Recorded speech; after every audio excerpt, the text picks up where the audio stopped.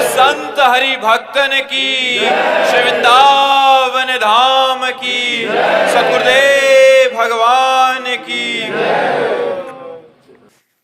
Doctor Sanjay Mishra ji, doctor Chandresh Gupta ji, Radhe Radhe महाराज जी। महाराज जी, आप कह रहे हैं कि किसी को दिखाया था इन्होंने, तो उन्होंने बोला, मेरे शारीरिक कष्टों को देखते हुए सुझाव दिया कि ये डॉक्टर हैं, कि आप मरीजों को जो निःशुल्क देखते हैं उनका प्रारब्ध भोग आपको ही कुछ अंश में भोगना पड़ रहा है, अतः आप चाहे कदापि नहीं, कदापि व्यर्थ की बातें। निजकृत कर्म भोग सुन भ्राता।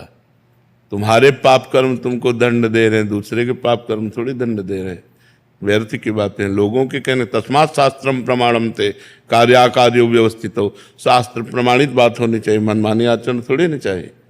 इसलिए व्यर्थ की बात, इस बात पर ध्यान मत दो जी। खुशबू कटारिया जी, महाराज जी, मन बहुत परेशान क्यों रहता है? देखो, तब लग कुशल न जीव कहूँ सपने हूँ मन विश्राम, जब लग भजत न राम कहूँ शोक धाम तज काम। पाप आचरण अशांति पैदा करते हैं।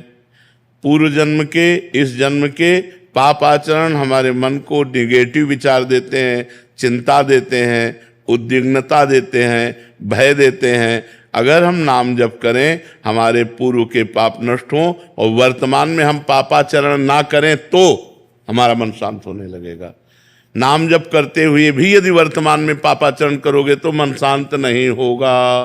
पाप का फल है अशांति, दुख, चिंता, शोक, भय। ये कान खोलकर सुन लो।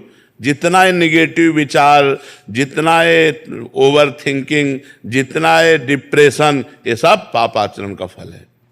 मनमानी आचरण करो, मनमानी खान पान करोगे तो तुम्हारा निगेटिव विचार, इतना निगेटिव विचार कि तुम्हें सुसाइड करने के लिए तैयार कर देगा।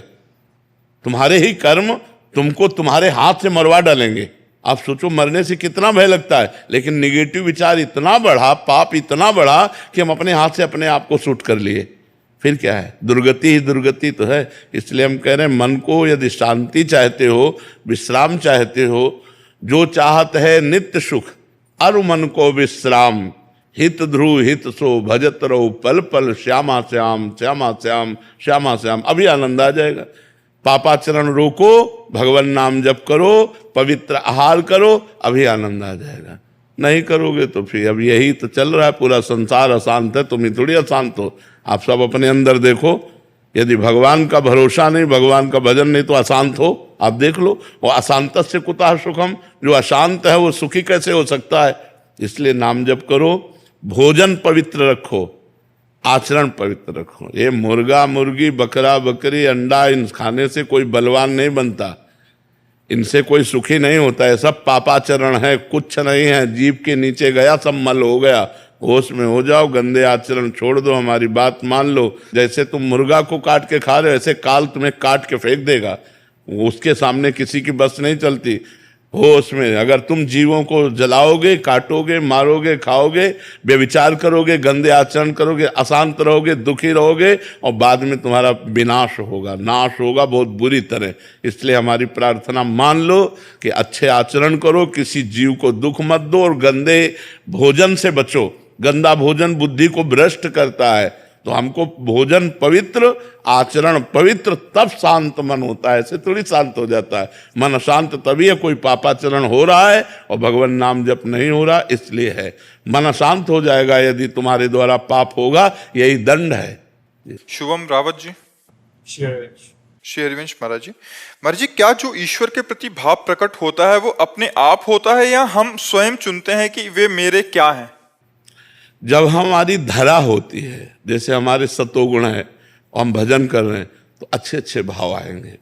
अगर हमारा रजोगुण बढ़ गया तो भोग भाव आएंगे, गंदे भाव, भोगने वाले, जो इंद्रियों के भोग संबंधी हैं। और यदि तमोगुण तो निद्रा, आलस्य, प्रमाद, हिंसा, द्वेष, ऐसे भाव आएंगे। तो ये तीन गुणों के अंतर्गत अभी भाव आ रहे हैं। अभी त्रिगुणातीत थोड़ी भाव आ रहा है। सतोगुण हुआ तो अच्छे भाव आ गए, रजोगुण हुआ भोग भाव आ गए, तमोगुण आया निद्रा, आलस्य, प्रमाद आ गया, द्वेष भाव आ गया, हिंसा भाव आ गया। ये गुणों के अंतर्गत चल रहे हो, अभी कोई गुणातीत थोड़ी हुए।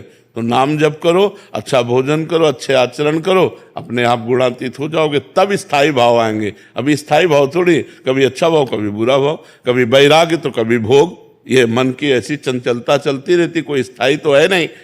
स्थायी तब होगी जब अच्छा भोजन करो, पवित्र आचरण करो, नाम जप करो, तब। ये नींव है। चाहे मंदिर बनाओ चाहे घर बनाओ, अगर नींव मजबूत है तो तुम्हारा घर अच्छा, तुम्हारा मंदिर अच्छा।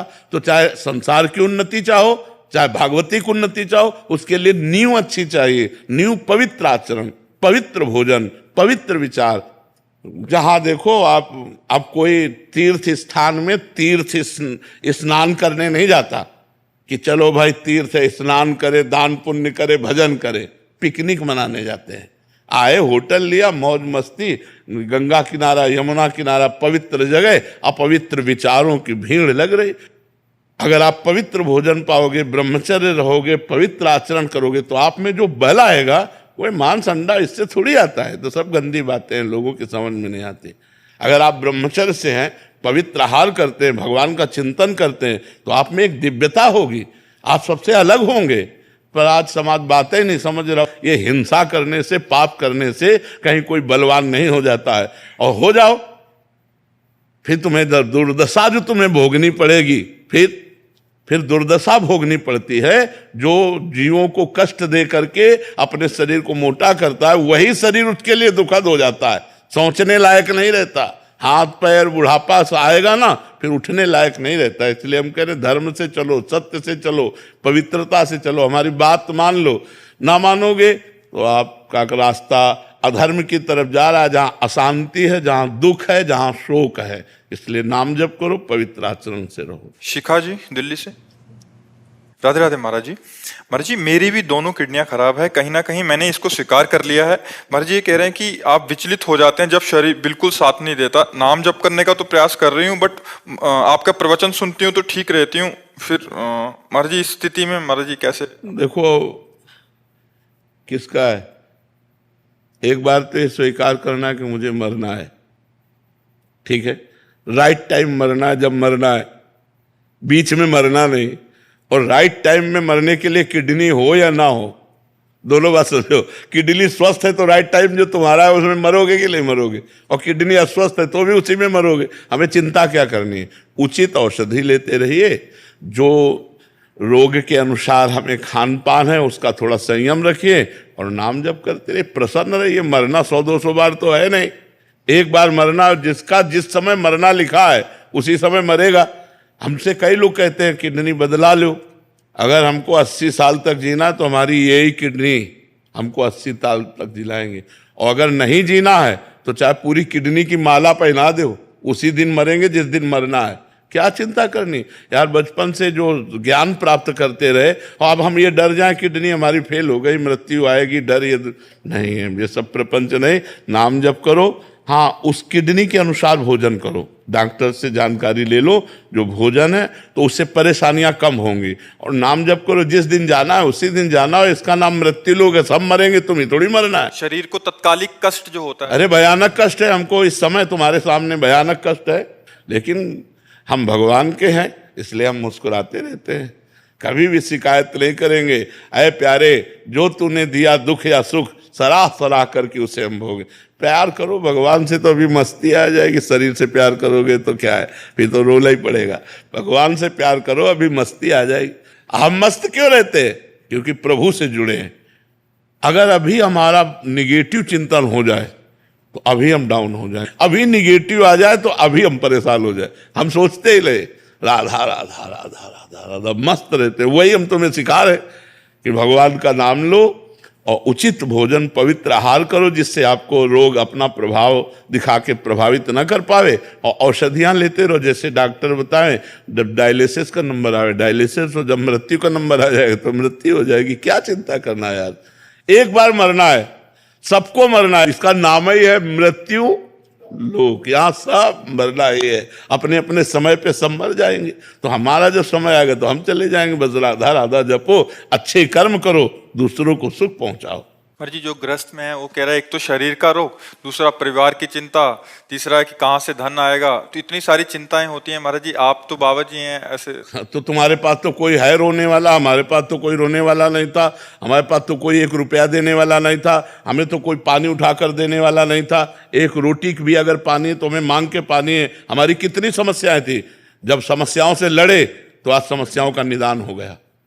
पूरे जीवन में 8-8 दिन 10-10 दिन भोजन नहीं, किडनी आज से थोड़ी खराब है, कितनी समस्या। 1800 की दवा लिखी गई तो 5 पैसा नहीं, हमारे पास 1800 की बात क्या। और आज मालिक की नजर हो गई तो आप देख लो, सैकड़ों दुलार करने वाले लोग हैं, अपने आप मालिक व्यवस्था। तो मालिक की शरण में हो जाओ, व्यवस्था कर देगा। देखो बहुत से ऐसे धार्मिक वो डायलिसिस सेंटर हैं जिनमें कुछ फीस नहीं लगती और वो डायलिसिस कर देते हैं। बहुत से ऐसे लोग हैं जो औषधि फ्री देते हैं। जब हमारे पास ना हो तो हमको ऐसे जगहों का चयन करना चाहिए जहां हम शरीर को औषधि दे सकें, जहां हम जाकर डायलिसिस करवा सकें। ऐसे हैं बहुत से ऐसे डायलिसिस सेंटर हैं जो फ्री होते हैं। तो हमें लगता है कि समस्या हम दिमाग में न रखें, भगवान के ऊपर छोड़ दे तो व्यवस्था कर देंगे। जब मेरे पास पानी देने वाला नहीं, 1 रोटी नहीं, 1 इंच रहने की जगह नहीं, 1 रुपया नहीं, मात्र हमें लगता है 15 वर्ष पहले की बात है, वो आज भगवान ने हर व्यवस्था कर दी। तो वो भगवान तुम्हें देख रहा है। तुम्हें जब तक भगवान पर विश्वास नहीं तब तक ये बात है, जिस दिन विश्वास हो जाएगा वो ऐसे मिला देगा कि सब काम बन जाएंगे, सब बात बन जाएगी।